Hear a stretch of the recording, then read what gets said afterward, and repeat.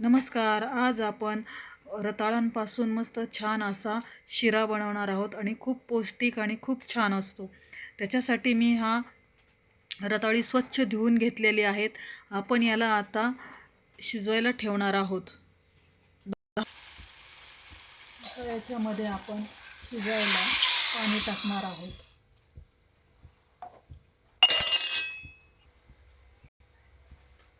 आपण ही रताळी शिजूपर्यंत आपण बाकीची तयारी करूया. आणि हे खूप छान आणि पौष्टिक असे हे रताळापासून आपण गूळ टाकून शिरा बनवणार आहोत. मस्त हा मी गूळ घेतलेला आहे. आपण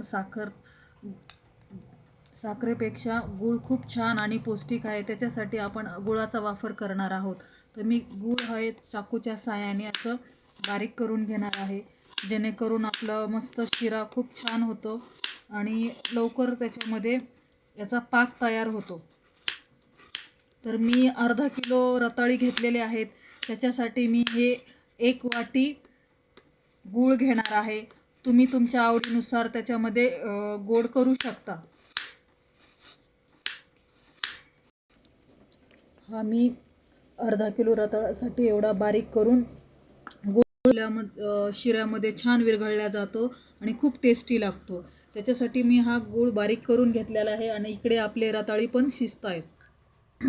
आपली ही रताळी छान मस्त अशी शिजली आहे. अगदी 5 ते 7 मिनटात लवकर शिजून जातात. आणि आता याला आपण मस्त छानपैकी असं सोलून घ्यायचं आहे. आपल्याला याचा शिरा बनवायचा आहे, त्यासाठी आपले रताळी पण खूप छान शिजली आहेत. आणि आता हे सर्व आपण याला असे घेणार आहोत.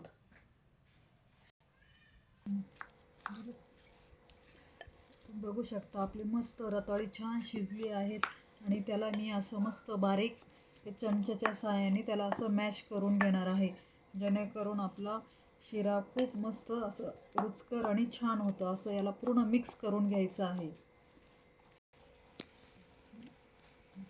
तुम्ही बघू शकता आपलं मस्त छान असं हे मॅश करून झालेलं आहे. आता आपण याला मस्त तुपामध्ये भाजून घेणार आहोत. मग आपला आता 5 ते 7 मिनटात आपला हा रताळाचा शिरा रेडी होणार आहे. ते 2 चम्मच मोठे मस्त तूप टाकत आहे. हे मी गाईचं तूप घेतलेले आहे. हे आपलं तूप छान गरम झालं आहे. याच्यामध्ये आपण ही मॅश केलेली रताळी टाकणार आहोत. आपण याला आता मस्त तुपामध्ये छान असं भाजून घेत आहोत. भाजून घ्यायचं आहे तूप आणि हे जे आपण बारीक केलेली आहेत रताळी, त्याच्यात छान असं मिक्स छान भाजून घेतलं ना की खूप रुचकर आपला असा हा शिरा होतो. याच्यामध्ये गूळ टाकणार आहोत. तुम्ही तुमच्या आवडीनुसार गोड करू शकता. गुळाने खूप छान लागतो आणि खूप रुचकर आणि पौष्टिक पण होतो. थोडीशी वेलची पावडर 1 चमचा टाकणार आहोत. खूप छान टेस्ट येते शिराला. आता आपला गूळ याच्यामध्ये छान मिक्स झालेला आहे. त्याच्यात आपण वेलची पण घातली आहे. आता थोडेसे मी काजूचे काप टाकत आहे आणि बदामचे, तुम्ही तुमच्या आवडीनुसार टाकू शकता.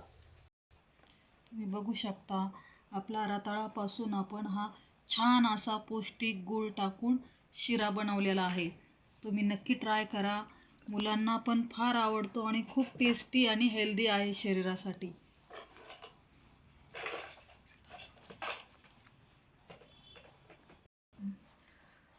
तुम्ही बघू शकता आपला रताळापासून अर्धा किलो रताळी घेतली होती मी आणि असा खूप छान असा मस्त शिरा झालेला आहे.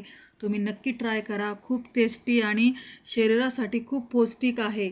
तुम्ही नक्की ट्राय करा. धन्यवाद.